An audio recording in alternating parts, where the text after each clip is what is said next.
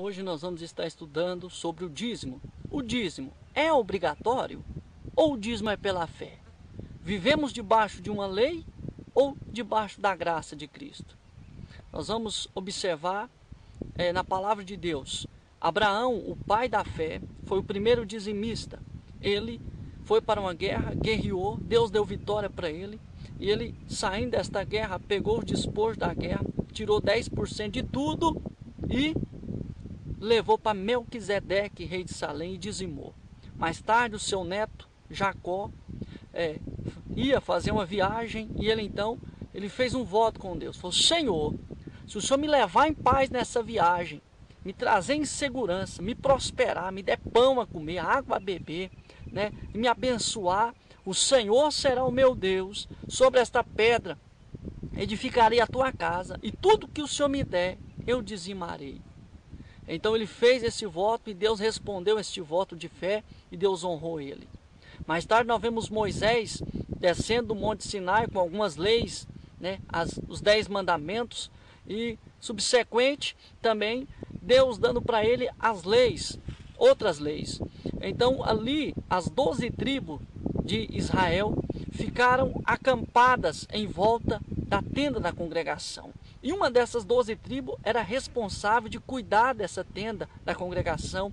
E essa tribo, chamada Levi, não recebeu herança, não recebeu propriedade. E a única herança dessa tribo era o Senhor. O Senhor falou: eu serei a sua herança, e os dízimos e as ofertas que entrar será a sua herança. Então todas as 11 tribos pegavam os cereais, os 10% do cereal, não era dinheiro na época, e levavam para os levitas, para eles se alimentarem. Então eles comiam, e com o passar do tempo, a obra de Deus, como sempre tem acontecido, foi relaxando. E lá em Malaquias 3,10, Deus exorta o povo, falou assim: ó, povo de toda a nação, vós me roubais. Em que te roubamos, Senhor? Nos dízimos e nas ofertas, porque os levitas estavam sofrendo, estavam padecendo, porque o povo não estava dizimando mais. E então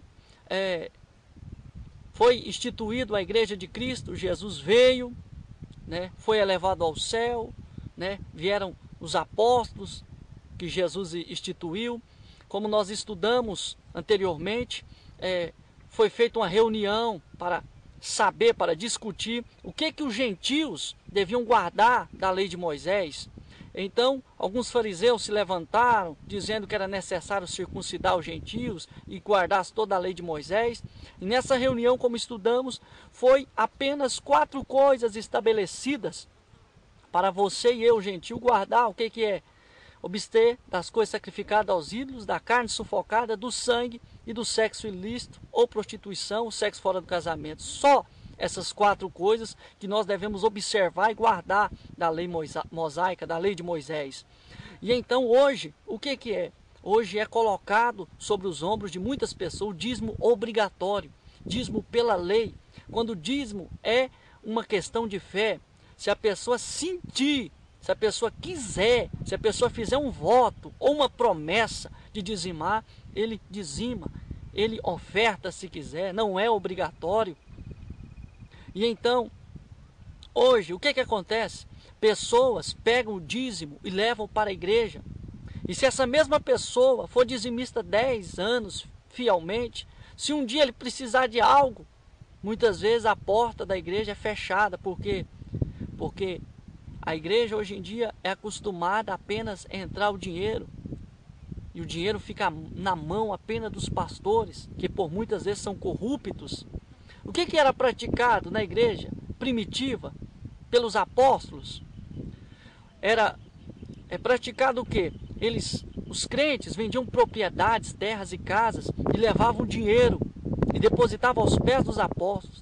E havia muitos necessitados no meio da igreja. O que acontecia? Os apóstolos pegavam o dinheiro e repartia a cada um segundo a sua necessidade. E depois da repartição, não havia necessitado algum. E isso foi crescendo, a obra de Deus foi crescendo, e os apóstolos instituíram os diáconos.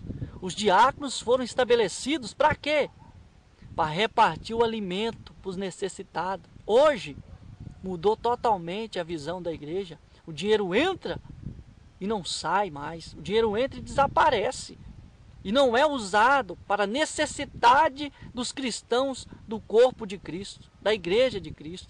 É usado para outras finalidades, quando nós percebemos que o dinheiro é para ajuda e manutenção do corpo de Cristo, e não apenas do prédio, não apenas do físico, onde os irmãos se reúnem, não, mas é para o quê?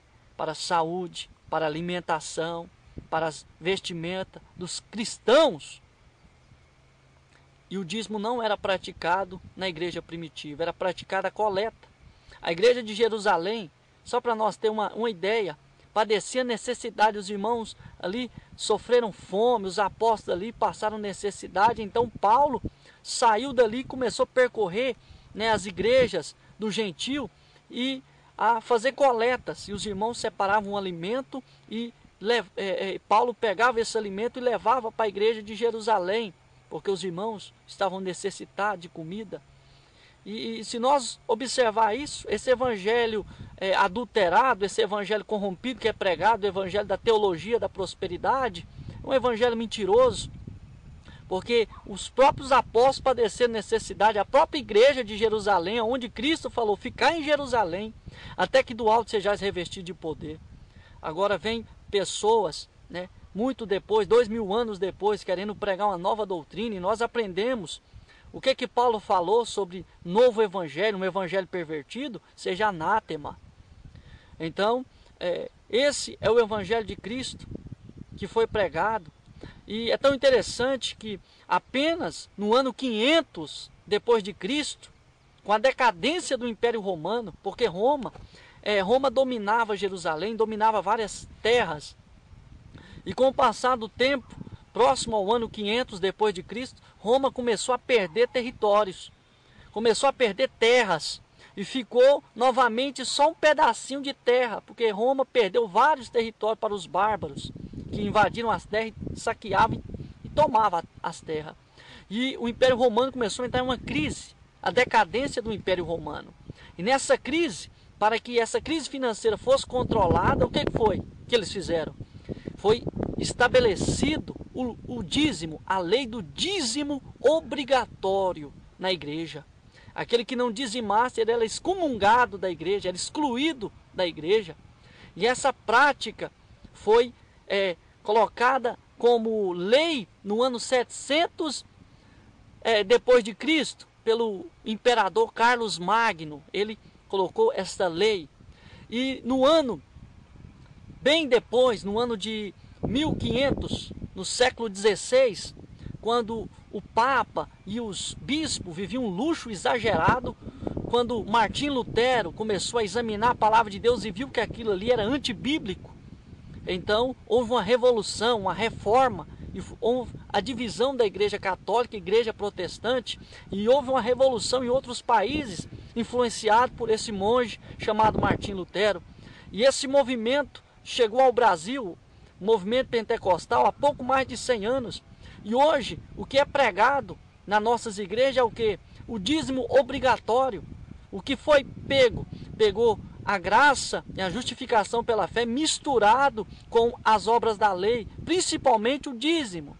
Principalmente, eles exigem isso. Por quê? Porque assim como os fariseus de antigamente, Jesus repreendeu eles, hipócritas. Por quê? Porque, irmão, a obra de Deus sempre começa uma bênção. Um homem se converte, novo convertido é uma bênção. Mas vai passando o tempo, a corrupção começa a invadir. E depois, no século XVI, nós vimos Lutero ali, a obra de Deus, a igreja primitiva que começou a bênção, estava corrompida pelo dinheiro novamente. E hoje, em nossos dias, 2000 anos depois, está de novo a corrupção dentro da igreja do Senhor. Mas que você, meu irmão, que você aprendeu errado, nasceu dentro de um sistema de monopólio evangélico, comece então a ler a palavra de Deus. Leia que nós não estamos mais sob o jugo da lei, porque aquele que quer se justificar pela lei da graça tem descaído, né? Anula o sacrifício de Cristo. Então nós não nos justificamos, não existe roubo a Deus em nossos dias. Existe sim Romanos 8, versículo 1, aquele que está em Cristo Jesus, nenhuma condenação há. Existe também, Jesus não falou a respeito de uma casta de demônio que sai com oferta. Jesus falou de uma casta de demônio que sai por meio de jejum e oração. Essa casta de demônio que sai por oferta, o mestre não nos ensinou dessa maneira. Agora, 2000 anos depois, vem pessoas pregando um evangelho corrompido. Então, que nós possamos ter um entendimento melhor na palavra de Deus, examinar a Escritura, porque nós pensamos ter nela palavras de vida eterna. Amém.